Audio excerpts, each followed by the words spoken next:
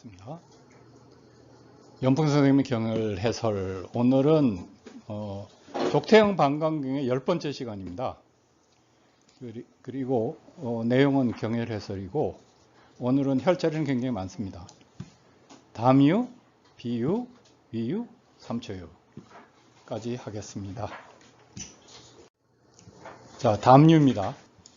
혈자리는 여기고요. 10번째, 11번째 흉추에 극돌기 간 바깥쪽 1.5촌에서 취한다.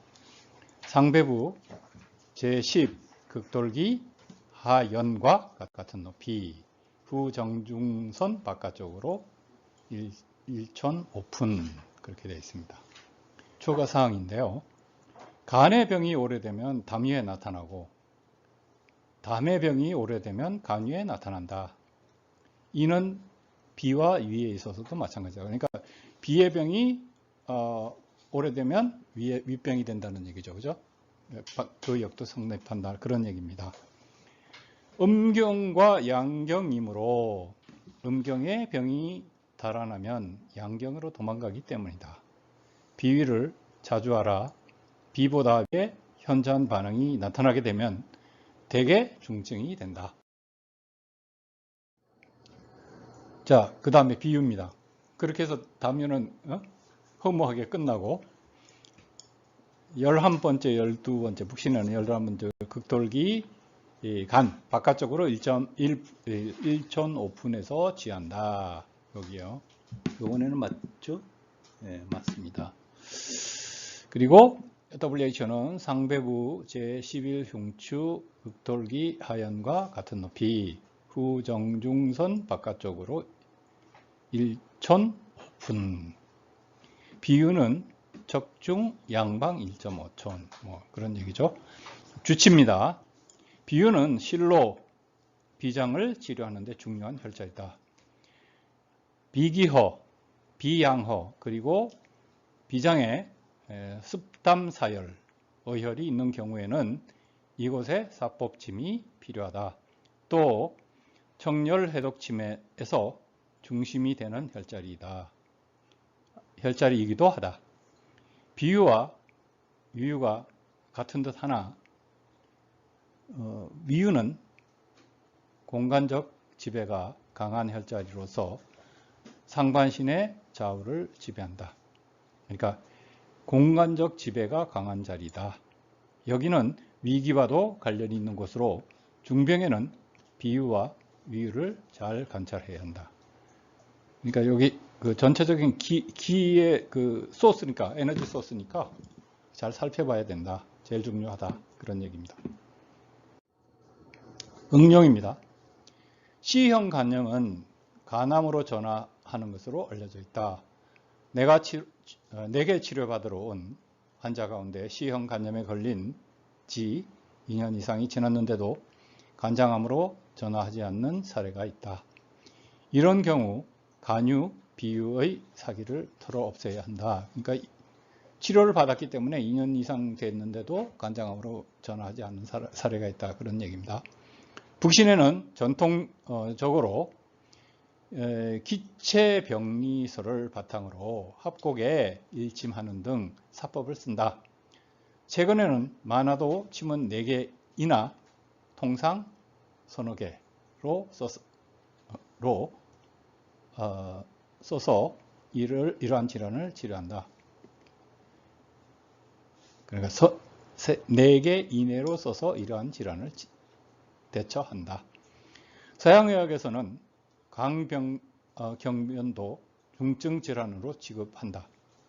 66살 정도의 환자는 초진 때는 남편이 데려왔는데 거의 숨이 넘어갈 상태였지만 지금은 펄펄해져서 혼자 통원하고 있는데 벌써 몇 년이 지났다.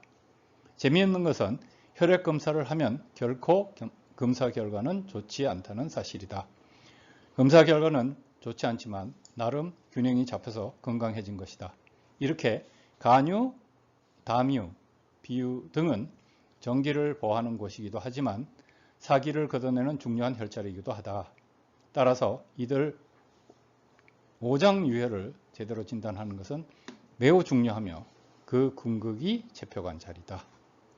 그러니까 요런 혈자리가 그 보하는 혈자리이기도 하면서 유혈이 또 사하는 혈자리다 하는 것을 기억을 해 두시기 바랍니다. 북신의 방식을 창안했을 당시는 대부분 배후진 중심이었다. 그러니까 등을 보는 것이었죠. 배후진은 전통적인 것이었기에 이를 좀 더 상세하게 도입한 것이다. 이 전통이 우리들 속에 있었다. 그래서 중의학이 들어왔을 때 바로 이것과 잘 융합되겠다고 맨 처음에 생각한 것은 옳았던 것이다. 그러니까 이게 그 전에 이제 연풍 선생 그 자체가 그러니까 하고 있던 소위 말해서 일본의 전통 진법이죠. 그걸 하고 있다가 이제 중의학이 들어온 거예요. 그러니까 완전히 시스템이 갖춰진 중의학이 이제 중국하고 수교를 하면서 들어왔어요. 예, 그때 잘 이게 서로 이렇게 융합이 될 수 있었다 하는 얘기입니다. 그리고 그 중의학에는 좀 체표 관찰을 그렇게 중요시하지 않는 부분이 있는데 자기는 그 체표 관찰을 갖다 이렇게 머지를 함으로써 굉장히 좀 더 효율적인 의술이 됐다. 뭐 그런 얘기를 하고 싶은 것 같습니다. 중의학의 문진으로 꽤 많은 부분을 알 수 있으나, 그러니까 중의학은 문진을 굉장히 중요시하죠. 문진으로 꽤 많은 부분을 알 수 있으나 실제 임상에서 뭔가 똑 부러지지 않는 부분이 있다. 중의학 회지에 증례 문제에 관한 논문을 제출했는데 그 중에는 확실하게 결론 지을 수 없는 것들이 있다. 실제로 문건으로 확실하게 알 수 있는 것들은 간단한 것이다. 그러니까 이게 무슨 얘기냐면 문진만 가지고 그러니까 진단을 내리는데 거기 뭔가 그러니까 몇 퍼센트, 2% 부족한 게 있는 거예요. 근데 그걸 하기 위해서는 체표 관찰을 반드시 해야 된다는 얘기를 하시고 싶은 거예요. 이 단계에서 확실하게 알 수 없는 경우는 원혈진, 배후진, 복진의 체표 관찰에 큰 위치, 체표 관찰이 큰 위치를 차지하게 된다. 그런 면에서 배후 유혈이 중요한 것이다. 그래서 특히 등 뒤에 보는 것, 원혈을 보는 것, 그 다음에 복진은 그 배를 갖다 눌러본다든지 이렇게 만져보는 것 전체를 그런 진단법입니다. 자, 월경전 정후군이라고 해서 PMS라는 그 용어가 써 있는가 봐요. Premenstrual Syndrome. 얼마 전 도쿄에서 온 여성으로 통경이 극심했던 환자가 어떤 선생의 치료를 받아 나았다고 한다. 그러나 생리 전이 되면 기분이 가라앉는다. 그러니까 디프레스 되는, 가라앉는다고 호소하기에 잘 살펴보니 심간에 기울이 있었다. 주제하는 바와 같이 월경전에 기체, 혈어가 아주 심해진다. 이것이 격해진 것이 통경이 되며 이는 실통이다. 이 기체를 일으키는 근본은 간이다. 그래서 월경전의 여성은 초조해야 하는 것이다. 유방이 부풀어 오르는데 이것은 간울 기체가 심해지기 때문이다. 이렇게 되면 목국토로 평소 단 것을 먹거나 떡을 먹거나 하여 비를 약하게 한 사람에게는 간에 사기가 침범한다. 그러면 울병이 된다. 이렇게 울병의 원리는 그리 어렵지 않다. 그 원인에 비가 있다는 거죠. 비. 그러니까 단 거를 좋아하기 때문에 비를 상하게 돼서 그것이 이제 월경전 증후군이 나타날 수 있는 계기를 마련한다. 주의입니다. 변증에 대해서 위유와 삼초유, 신유는 공간적인 상하 좌우의 위치를 나타낼 때 매우 중요하다.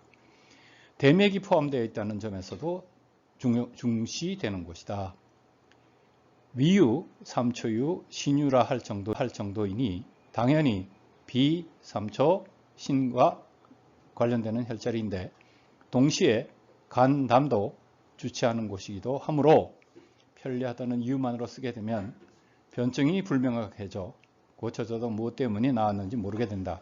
따라서 알고 치료하면 좋지만 모르고 하면 매우 위험한 부위이기도 하다. 이 무슨 얘기냐면 요게 그러니까 전체적으로 뭐 거의 다 커버를 하는 거죠. 병을 갖다가 거의 다 커버를 하는데 그렇다고 해가지고 이거를 갖다가 너무 그냥 편리하다는 걸로 쓰게 되면은 그러니까 여기도 이것도 쓰고 저것도 쓰고 하게 되면은 왜 이게 나왔는지 모르게 되니까 그런 분은 조심을 해야 된다 하는 얘기입니다. 자, 그런데 이 밑에 그림을 보시면 공간적인 상하 좌우의 위치입니다. 근데 머리를 보시면 이게 좀 그림이 조금 그건데 백회가 있고 백회 백회자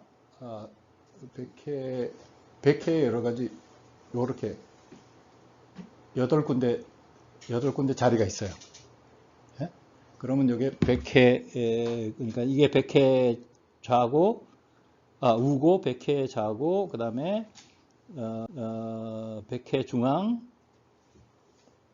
백회가 아니고 이쪽은 저기 뭐야 낙각 예. 그렇게 해가지고 그래서 이 낙각 그러니까 여기 혈자를 중심으로 여기 혈자리가 있잖아요. 여기 혈자리 2개 있죠. 여기 있는데 요 8군데 자리가 상하 좌우를 갖다 몸의 상하 좌우를 갖다 다 나타낸다는 생각이신 거예요. 그래서 백회를 중심으로 여기를 만져보면 보고 그다음에 다른 데하고를 이렇게 비교해 보면 이 사람의 좌에 상에 기가 쏠려 있는지 좌에 뭐 예를 들어서 쪽으로 기가 쏠려 있는지 하는 것을 알 수가 있다는 거죠. 그러니까 이걸 크로스 체크하는 거예요. 근데 자 그러면은 요 이제 그 신걸 주변을 보면은 요 신걸에는 천추가 있죠. 가운데 천추가 있고 신골이 있고 그다음에 활용문 왼쪽 그다음 오른쪽 그다음에 좌활용문 그다음에 우대거 좌대거가 있습니다. 요거하고 다 매칭이 되는 거예요. 그러니까 이건 몸이 있을 때 위, 아래, 좌우 그다음에 위쪽, 안쪽 이런 식으로 서로 매칭이 되는 거예요. 그럼 그걸 갖다 보면은 아까 저 백회하고 해서 크로스 체크를 하게 되면 예를 들어서 이 사람이 왼쪽 이쪽이 지금 안 좋다. 그러면은 그게 나타나는 거죠. 그런데 그거가 똑같이 이렇게 판박이처럼 나타나는 그 반대쪽에 나타나는 게 요 자리예요. 요 자리가 이제 현추잖아요. 근데 현추가 배꼽 바로 뒤에 있다는 거죠. 근데 그 자리가 이제 뭐 그런 얘기가 나오는데 이렇게 만져보면은 그거는 튀어나와 있어요. 배꼽은 들어가 있고 현추는 밖으로 나와 있어. 근데 이거하고는 똑같은 위치예요. 중앙이니까 중앙. 그리고 거기에 있는 혈자리 있잖아요. 그러니까 비신 그러니까 위유 그다음에 삼초유 신유 그다음에 현추가 이렇게 있는데 요것들이 다 상하 좌우 그다음에 이런 것들하고 몸하고 다 매칭이 된다는 얘기예요. 그게 공간 이론의 기본 생각이에요. 그러니까 이거를 갖다가 크로스 체크를 해보면 다 나타나게 되는 거죠. 저게 부당 선생님 진맥법하고 상당히 유사하게 부당 선생님은 엎드려 그 덩어리를 손으로 이렇게 주고 유형 훑어내려 가잖아. 배부 이 앞에는 신골 쪽에 복부 이거는 두부 이렇게 쭉 만져보고 손으로 이렇게 해보면서 뭐 간이 나쁘고 막 뭐가 나쁘고 이 형순 선생 진맥하고 부당 선생님 똑같아. 그리고 뭐 조금만 더 얘기를 하면 이게 여기 다 만져보잖아요. 그럼 반응이 제일 센 놈에다 찌르면 되래요. 머리 백회 주변을 찌르든 아니면 여기를 찌르든 요거하고 비교해서 반응이 제일 높은데 거기 찔러주면 되는 거예요. 이해했었죠? 그러니까 혈자를 많이 안 쓰는 이유가 그겁니다. 그거하고 말단 쓰는 거죠. 그죠? 그 정혈자리라든지 아니면 이게 저기 뭐야 오행혈 그 자리를 쓰는 그것만 써가지고 병을 고치는 거예요. 쉽게 얘기하면. 그런데 그때 가장 중요한 것은 어느 쪽으로 쏠려 있느냐 그것만 보는 거예요. 진단으로서.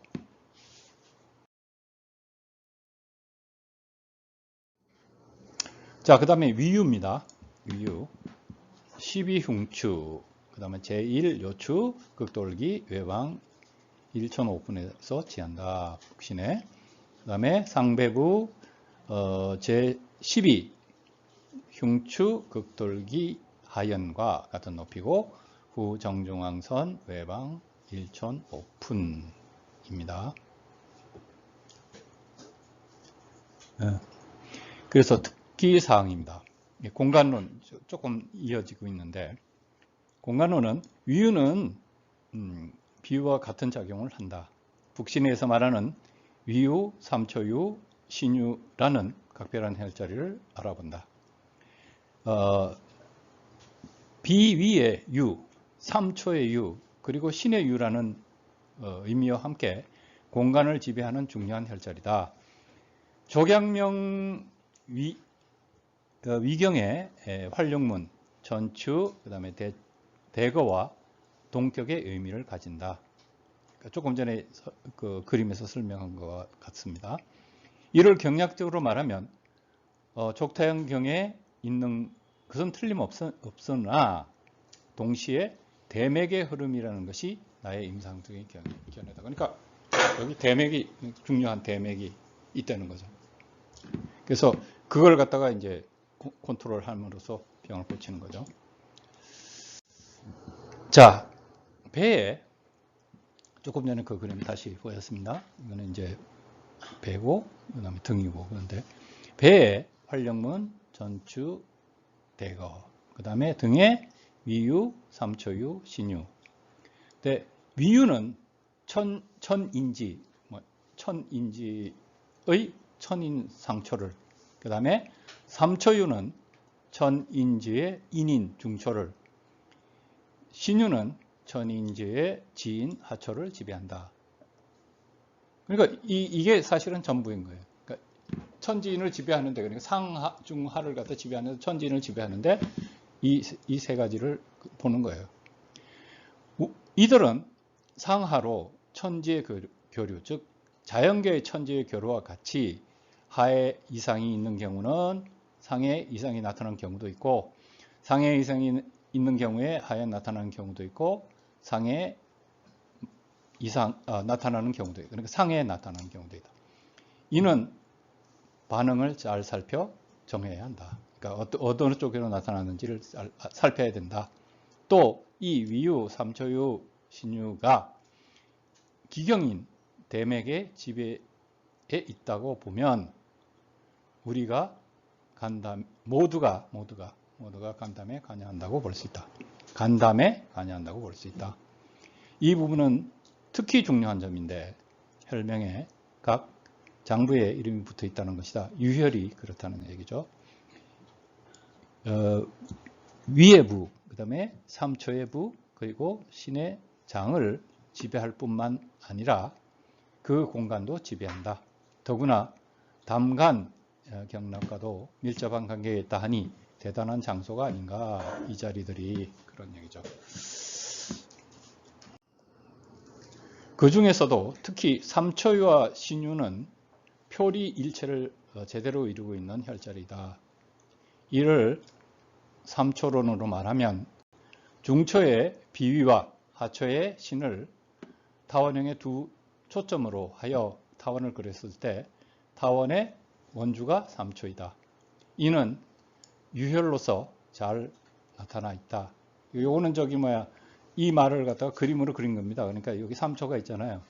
그러니까 타원이 있는데 여기 이제 초점이 두 개 있는데 그 위유하고 신유가 있죠. 그리고 중심이라는 게 있죠. 타원에는 중심이라는 게 있는데 그게 이제 삼초유에 해당된다는 얘기입니다. 즉 위유와 신유의 한가운데, 즉 중심에 삼초유가 위치한다. 그 중에서도 신의 장과 삼초유는 매우 밀접한 관계가 있다. 삼초유와 신유는 둘이지만 하나이다. 삼초유와 신유는 둘이지만 하나이다. 그리고 참, 외부의 원주 요 범위가 3초가 되는 거죠. 요게. 그죠? 그 얘기를 갖다 보충 설명을 조금 빠뜨렸는데.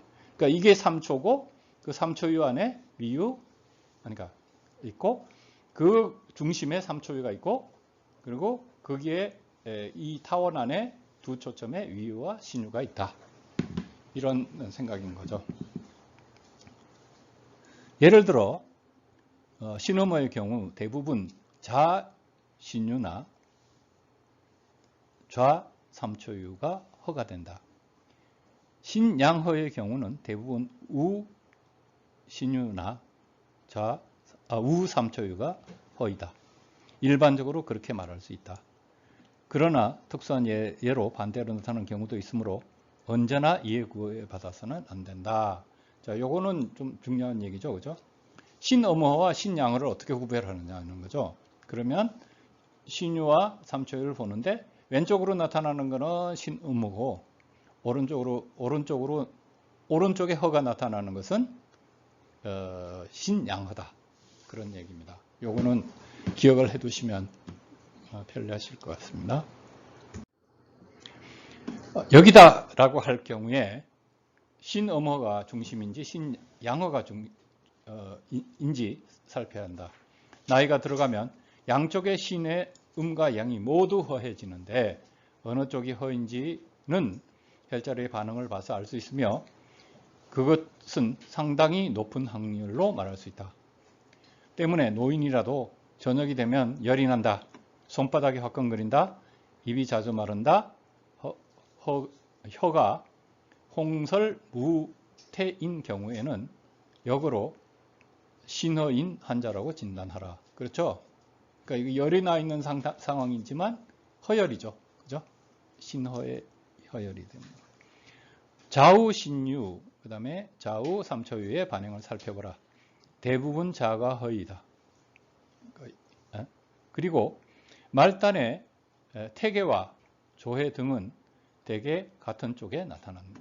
대개 등도 같은 쪽에 나타난다. 그러니까 이 태계하고 조해를 갖다 살펴보면 같은 방향에 나타난다는 거죠.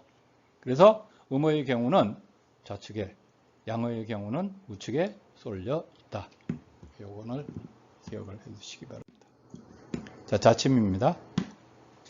이런 혈은 만성 소모성 질환, 몸이 서서히 축나는 병으로 폐결핵, 암 등의 경우는 사기가 잘 드러나는 혈자리이기 때문에 천자하여 유침하면 당연히 비기를 보하는 것이 되며, 그러니까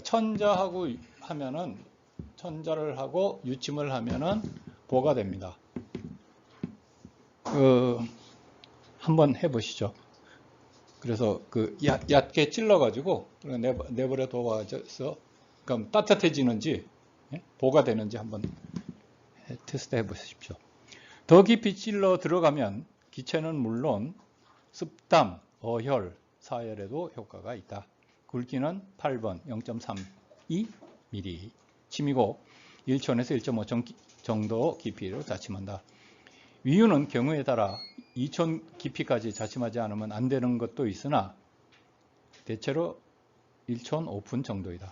이러한 곳에 사기가 쉽게 없앨 수 있는지의 여부도 위기와 매우 관계가 있으니 아주 주의 깊게 자침해야 된다. 그러니까 사기를 쉽게 없앨 수 없는지에 따라서 그 위기 그러니까 몸의 에너지인 위기와 매우 관계가 있으니까 잘 살펴야 된다 하는 얘기입니다. 천자라는 거는 그 역시자까지 다 포함하는 겁니까? 이거? 네?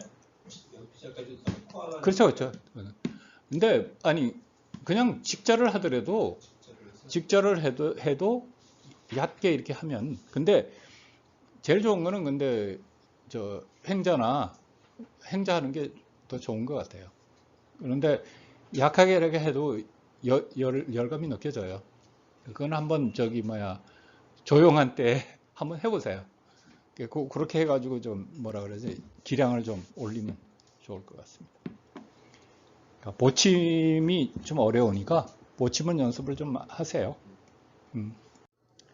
자, 주치입니다. 이것은 당연히 비위의 병에는 반응이 나타난다. 병이 만성화하여 장부의 병이 무거워지면 비유보다 위유에 나타나는 경우도 많다. 이런 때는 비유보다 위유를 치열한다. 자, 요거 아까서부터 이거는 외워두세요. 그러니까 예를 들어서 비유보다 위유로 나타나면 병이 무거워진다. 그죠? 담유에서 나타나던 간유로 그러면은 병이 위중해진다. 그런데 그때 그러니까 비유가 나타나든 뭐 그러니까 간유 쪽에 더 세면은 간유 쪽에 더 세면은 간유 쪽에 침을 하는 거예요. 그게 담의 병이라도 하더라도, 그죠? 그 얘기를 지난번부터 계속 되풀이하고 있죠. 그리고 이 경우에도 비가 이제 비유보다 위에 나타나는 것은 중해진 경우지만, 이때는 그 비의 병이라고 하더라도 위의 반응을 침을 하면은 다시 돌아온다. 그런 얘기도 있었죠, 지난주에. 그래서 병이 깊어지면 그 양경에서 보통 음경 쪽으로 가잖아요. 반대네, 그죠? 예. 비유에서 그 위유 쪽으로 나오는 거 아니에요? 반응이. 그 지난번에 그 양경으로 도망간다 뭐 그런 얘기도 있었죠, 그죠?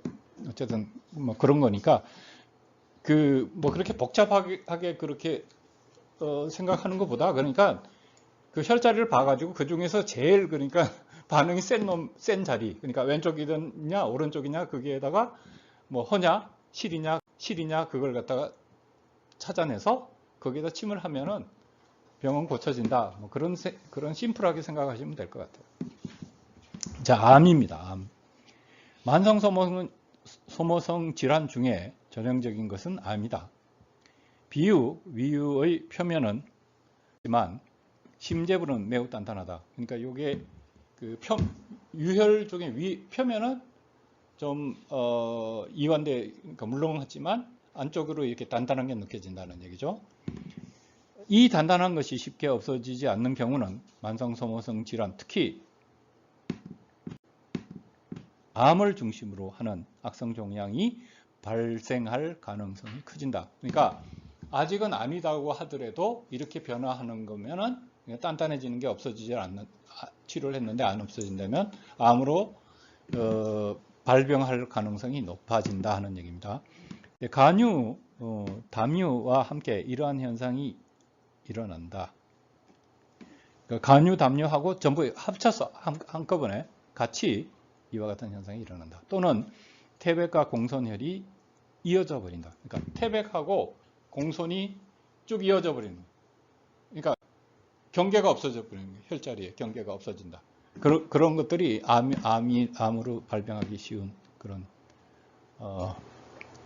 현상입니다. 경우에 따라 공손이 함몰되어 버리는 경우에는, 그러니까 경우에는 대부분 악성 종양이 발생하자. 그러니까 간유, 담유, 그 다음에 태백, 공손이 이어지는 거, 그 다음에 공손에 함몰되는 거, 요것들이 악성 종양의 발생을 시그널이다. 서양의학적 검사에는 아직 나타나지 않은 경우가 있을지 모르겠지만 우리는 곧 나타날 것이라고 생각한다. 거꾸로 얘기하면 이 같은 혈자리의 반응을 좋아지는 방향으로 가져가면 악성 종양이라도 우리는 잘 될 것이라고 생각한다. 그러니까 여기 있는 요 혈자리들이 키인데 그걸 갖다가 잘 되는 방향으로 끌고 가면 되고, 거기에 만약에 좋지 않은 방향으로 온다는 거는 악성 종양으로 갈 가능성이 굉장히 높다는 것이니까, 그러니까 암이 걸리더라도, 그러니까 발병을 하더라도 그 부분만 잘 치료를 하면, 그러니까 우리가 정상적으로 침텀 치료만 잘 하면은 암도 고칠 수 있을 뿐만 아니라 예방도 할 수 있는 거다. 이런 얘기를 하고. 위유를 2촌까지 하는 걸로 볼 수가 있네요. 네. 위유면은 갈비뼈가 나오는 거 바로 아래쪽. 네. 2촌까지 된다면 15%가 2촌까지 가는데 15%. 지난번에 그 격유 얘기에서 격유까지는 조심하라 하고 격유 이하는 유혈이라도 괜찮다 그렇게 얘기를 하시니까 뭐 그렇게 하면 되고, 근데 뭐 2촌씩이나 그러니까 사기가 그게 있으면은 그렇게 쓰겠지만 안 그렇다면 뭐 그렇게 깊이 넣을. 우리는 조금 전 화면에서 요즘 사람이 그렇게 하지 말라고. 그 저기 공손혈이 이렇게 암이 걸리면 이렇게 그 함몰이 된다는 그 뜻은 어떤 단어를 얘기해 주시고. 공손이 함몰되는 거는 되게 허한 거 아니에요? 보통 때보다, 그러니까 만져보면은 그 오늘도 그 안 선생 그 만져보니까 여기가 이렇게 자기 거기가 안 좋다고 그러면서 얘기를 하는데, 거기 보니까 완전히 이렇게 손을 만져서 푹 들어가요. 손을 이렇게 만졌을 때 푹 들어간다. 그게 함몰인 거죠. 네, 공손 자리가. 그러니까 예를 들어서 이렇게 지금 보면은 여기가 좀 나와 있잖아요. 지금 이렇게 보면은 나와 있잖아요. 근데 이 부분은 지금 함몰이잖아요. 그렇게 보는 거죠. 그러니까 다른 거에서 비해서 꺼져 있다는. 제가 이제 그 돌아가시기 전에 한 일주일 전에 여기가 완전히 함몰에 들어갔어요. 항상 보이더라고요. 평상시에 조심하던 분이. 그것도 그런 뜻으로 이해해도 그렇죠. 그러니까 그 굉장히 허해지는 그런 거라고 생각하면 돼요. 이제 뼈에 붙더라고요. 이렇게.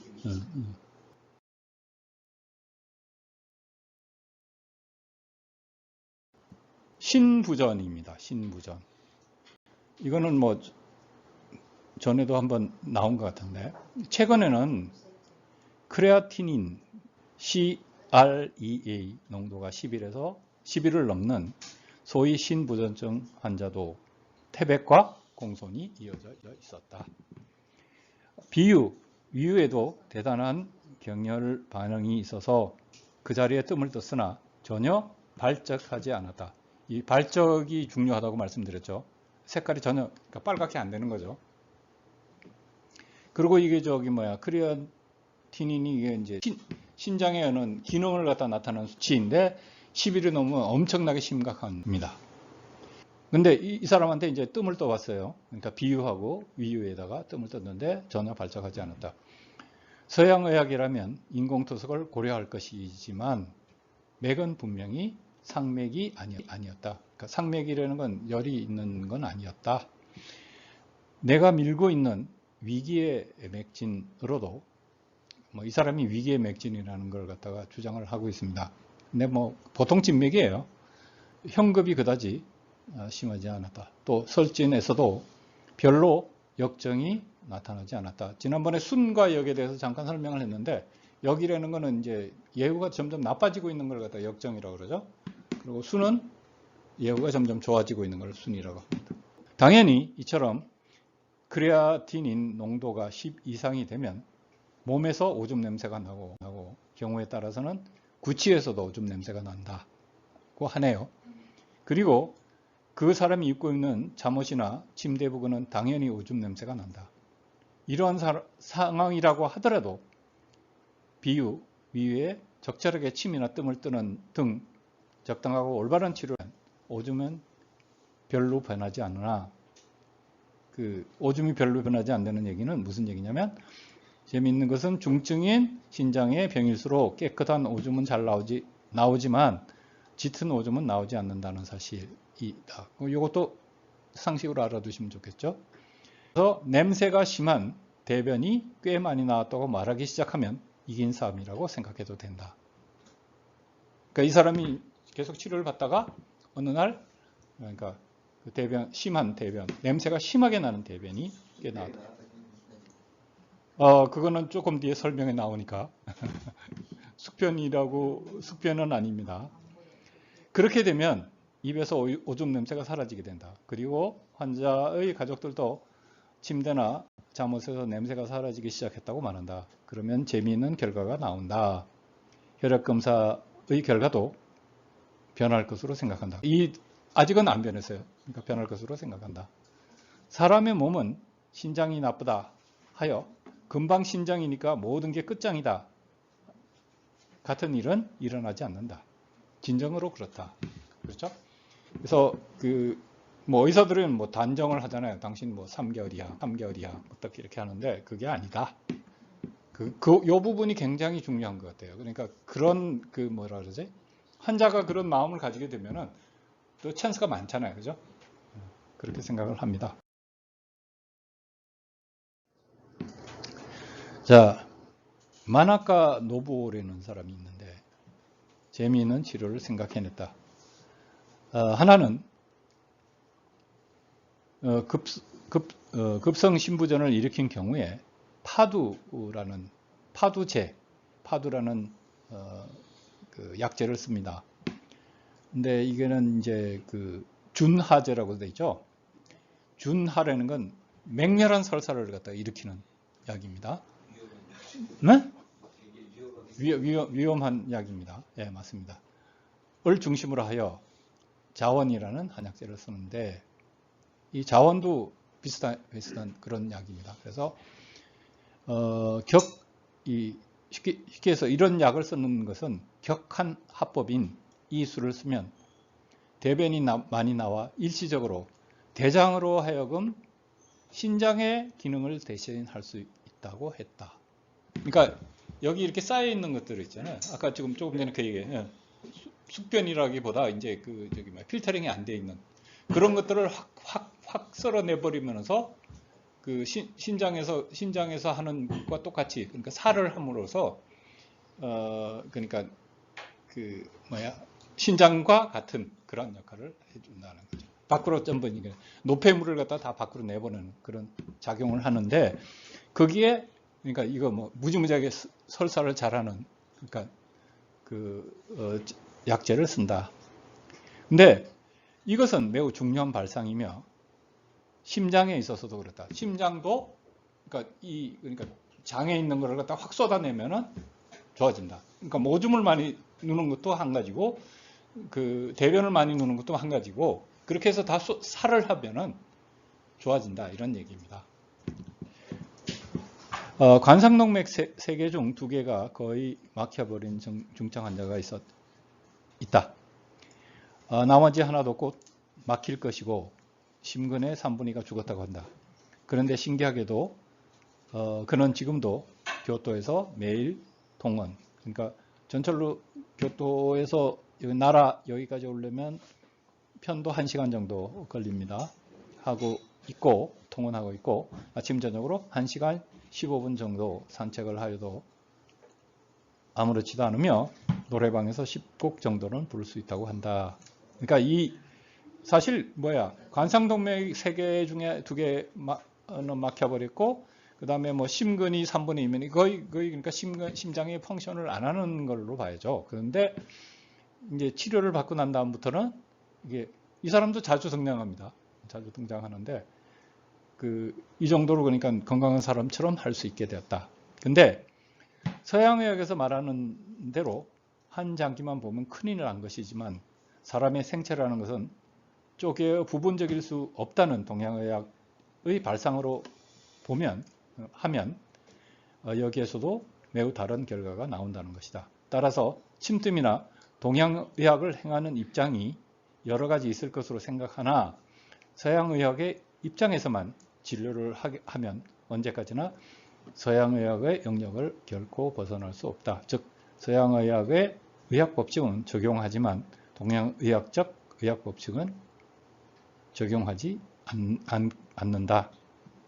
그래서 무슨 얘기냐면 이게 항상 하시는 얘기가 서양의학에서 조금 전에 얘기했던 신장지수라든지 그 다음에 무슨 요산치라든가 이런 게 있잖아요. 지표들이 있잖아요. 여러 가지. 근데 그런 것들이 나빠졌다고 해서 그리고 MRI에 어쩌고 저쩌고 그러니까 특히 이제 지난번에 그 경우에는 그게 있었죠.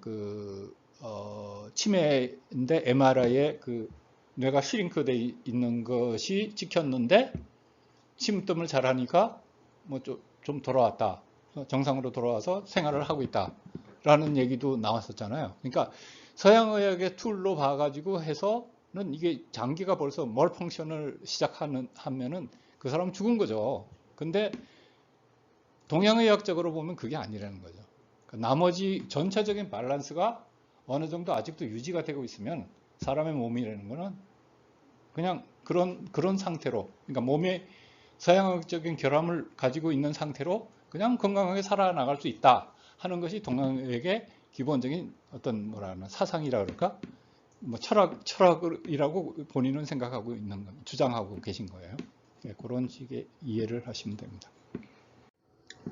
어디까지나 동양의학의 의학법칙을 작용하게 하거나 동양의학의 진정한 작용이 드러나게 하려면 반드시 동양의학적 관점에 서야 한다. 그래서 나는 매일 이를 실천하고 그 기록을 남기고 있다. 다시 말해서 우리가 너무 초기에는 그렇죠. 서양의학적인 내지는 서양 학문적인 그 발상이 너무 돼 있어서 그랬었지만 지금은 좀 많이 많이 뭐라 그러나 동양 철학적인 동양의 어떤 사상을 베이스로 하는 쪽으로 바뀌었잖아요, 그죠? 그래서 그런 쪽으로 이 동양의학은 보지 않으면 안 된다 하는 얘기를 하는 겁니다. 그 위유나 비유 같은 혈자리의 반응은 위기와 관련이 있으므로 매우 중요하다. 그러니까 몸의 에너지죠, 에너지, 위기. 이는 동시에 치료혈로서 이처럼 비위에 있는 사기, 습담, 어혈을 제거하고 온갖 중증 질환도 고칠 수 있다는 사실을 기억하기 바란다. 이 점에 있어서 일본 고류파인 이시자카 류 침술은 이런 배부 유혈의 사기를 없애는데 매우 뛰어나다. 이와 같이 동양의학의 한계적 부분을 극복하려면 당연히 동양의학의 진단 치료를 믿지 않으면 안 된다.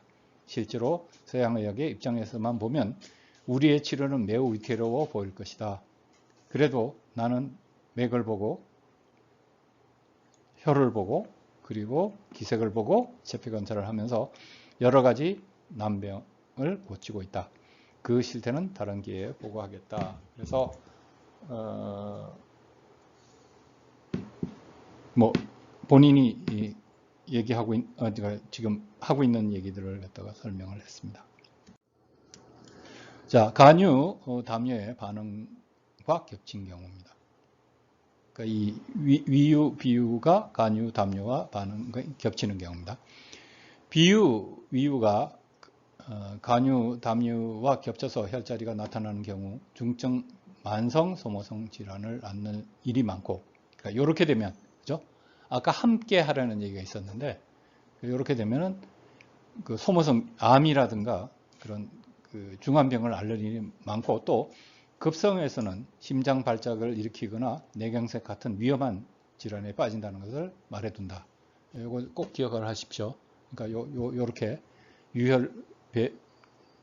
유혈에서 봤을 때 그런 반응이 나타나면 굉장한 위험한 질환이라는 것을 에 대한 시그널이라는 걸 이해를 하시기 바랍니다. 거꾸로 얘기하면 이러한 혈자리에 문제가 없으면 오히려 괜찮은 것이다. 그러니까 이러한 혈자리, 그러니까 문제 생기는 혈자리를 고쳐주면 오히려 괜찮은 것이다. 그런 얘기죠. 나는 뇌종양의 정례를 많이 치료하였다. 종양이 있더라도 몸의 균형이 잡혀 매일 그렇게 생활할 수 있다면 괜찮다고 생각한다. 그러니까 종양이 남아있든 뭐 MRI로 찍어가지고 종양이 있든 없든 간에 몸의 균형, 그러니까 동양의학적인 몸의 균형을 맞추고 있으면은 그렇게 하고 생활을 할 수 있으면 괜찮다고 생각한다. 동양의학적 소견, 즉 설진, 맥진, 기색진 등의 체표 관찰에 이상이 없다면 괜찮은 것이다. 그러니까 진단을 해봐가지고 동양의학적으로 이 사람이 문제가 없다면 괜찮은 것이다. 3초입니다. 뭐 자리는 제1, 제2 요추 극돌기관 외방 1촌 오픈에서 취한다. 요구 제1 요추 극돌기 하연 높이 같은 높이 후 정중선 외방 1촌 오픈. 주치는 3초요는 신유와 같은 작용. 3초요는 신유와 같은 작용을 한다. 위치적으로 위유와 신유 사이에 있으므로 당연히 비위의 병과 신의 병을 동시에 고칠 수 있다. 비위의 병과 신의 병을 동시에 고칠 수 있는 게 3초유의 특징이다. 경우에 따라서는 신유보다도 3초유의 반응을 보이며 신병의 증상을 나타내는 경우도 있다. 그러니까 신병인데 3초유에 더 반응이 보이는 경우가 있다. 이때도 반응이 나타난 쪽을 치열한다. 그러니까 무슨 병이든 상관이에요. 그러니까 이게 신장병이나 그런 것보다 지금 얘기한 혈자리 중에 어느 혈자리가 제일 반응 많이 나타나 거기만 치료하면은 이 병은 다 낫는다. 그런 생각으로 조금 심플하게 어프로치 하면은 굉장히 쉽다고 저는 생각을 합니다. 자, 특기사항입니다. 치열의 기준. 나는 가끔 사지 말초에 치열하는 쪽이 좋은지 배부 유혈에 치열하는 쪽이 좋은지 그 판단 기준은 무엇인가라는 질문을 자주 받는다. 그러니까 지금 조금 전에 얘기했듯이 여기 손발하고 그 다음에 배부혈하고 이걸 그다음에 모혈 쪽이죠. 이걸 가지고 모든 걸 다 치료를 하는데 그럼 그걸 갖다 어디를 갖다 해야 되느냐 하는 것을 질문을 자주 받는데 체간인 복부 모혈, 그다음에 배부 유혈, 그리고 수족 말단에서 좌우차가 가장 현저한 혈자를 취하는 것이 가장 효과적이다. 그러니까 어디든 상관없는 거예요. 그러니까 손에 나타나는 가장 센 게 나타나면 그게 치료하라는 얘기예요. 그러니까 계속해서 조금 더 심플해지는 거죠. 얘기가 치료가.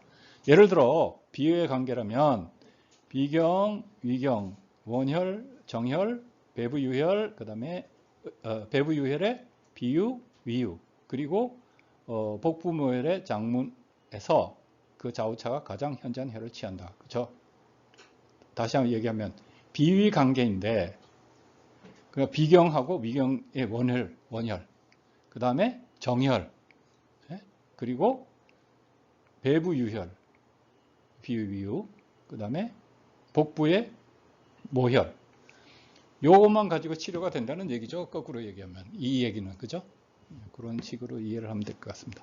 한혈의 측면에서 볼 때 중추에서 치료하면 따뜻하게 할 수 있고 말초에서 취하면 열을 없애기 쉽다. 이것도 중요합니다. 그러니까 여기에다가 침을 놓으면은 따뜻하게 하기 쉽고 손발은 사하기 쉽다. 그런 얘기죠. 네, 그런 얘기입니다.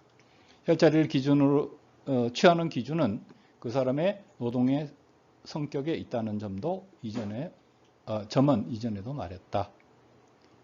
요건 대폐질을 하는 사람이 장충접증이 걸렸는데 그쪽 한쪽에다가 침을 딱 놓으니까 금방 그 자리에서 나았다. 뭐 방구를 많이 뀌었다든가 뭐 하여튼 그러면서 나왔다는 얘기 나오죠.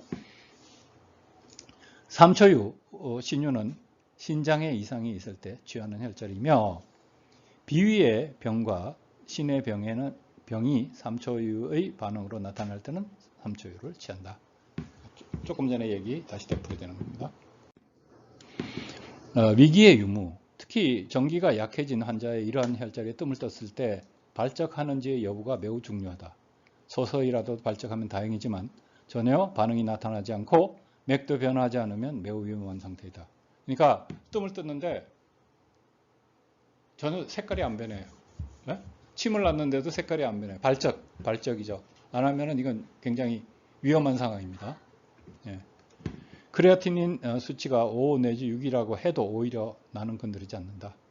생체 쪽의 위기로서 반응하지 않으면 서양의학에서 수치상 괜찮다고 해도 우리는 틀렸다고 말하는 것이다. 이처럼 우리의 판단 기준은 전혀 다르다. 우리는 그런 입장에서 침뜸을 한다. 그러니까 뭐 조금 되풀이해서 다시 곰씹으면 이런 얘기죠. 발작을 안 한단 말이에요. 근데 이 사람은 서양의학으로 보면 5 내지 6이니까 크레아틴 농도가 그러니까 신장에 별로 문제가 없는 게 되는 거죠. 서양의학에서는. 그렇지만 이 사람은 이제 좀 상당히 위험하다는 판단을 하게 되면 안 건드린다는 얘기예요. 안 건드리는 게 뭐예요? 포기죠. 그런 측면에서 봐야 된다는 동양의학적인 어프로치를 해야 된다는 얘기입니다. 뭐 기네. 자, 그 다음에 공간론. 삼초유는 재미있는 혈이다. 위유, 삼초유, 신유는 공간적으로 뒤의 좌우 상하를 지배한다. 아까 보신 바와 같죠. 앞을 지배하는 것은 활육문, 전추, 대거이다. 단순히 오장의 유혈이라는 것뿐만 아니라 공간적으로 적인 혈로서도 매우 깊은 의미를 가진다. 공간론은 침구사 초기에 제자와 함께 고안했다. 몹시 낡은 진료소에서 제자와 함께 탈의한 채 배꼽 주변을 계속 연구했다. 신체의 전면에 반응이 나타나면 반드시 뒤에도 나타날 것이다. 배꼽에 필적하는 것은 명문일 것이다. 라는 가설을 세웠으나 전혀 반응이 나타나지 않았다. 그때 문득 떠오른 생각은 앞에 있는 배꼽은 움푹 꺼져 있으니까 뒤는 돌출해 있지 않을까 였다. 그래서 실제로 3초유의 극돌기 주변 아까 현추였나? 좌우 상하에 반응이 나타나는 것을 발견했다. 그러니까 아까 그 그림의 가운데 있잖아요. 그러니까 그게 배꼽에 해당되는 거예요. 배꼽 바로 뒤쪽이 해당되는데 그게 튀어나와 있다. 그런 얘기입니다. 그래서 자침인데 삼초유와 신유의 깊이는 대개 1촌에서 1.5촌이다. 네, 여기까지입니다. 우리가 얘기하는 신고를 배꼽은 뒤에 명문이다. 그렇죠. 한탄 위라는 얘기. 그렇죠. 그러니까 그걸 갖다가 이제 그럴 거라고 생각을 하고 막 이렇게 찾아다녔는데 명문에는 그게 전혀 반응이 없으니까 그래서 그러면은 이쪽에 들어갔으니까 뒤쪽은 나왔을 거다. 그렇게 하고서 찾아보니까 그게 현추였다. 그런 얘기. 그래서 그렇게 사각형. 그렇게 사각형. 위치가 한 단계 위라는 얘기야. 몇 년 전에 신부전 환자를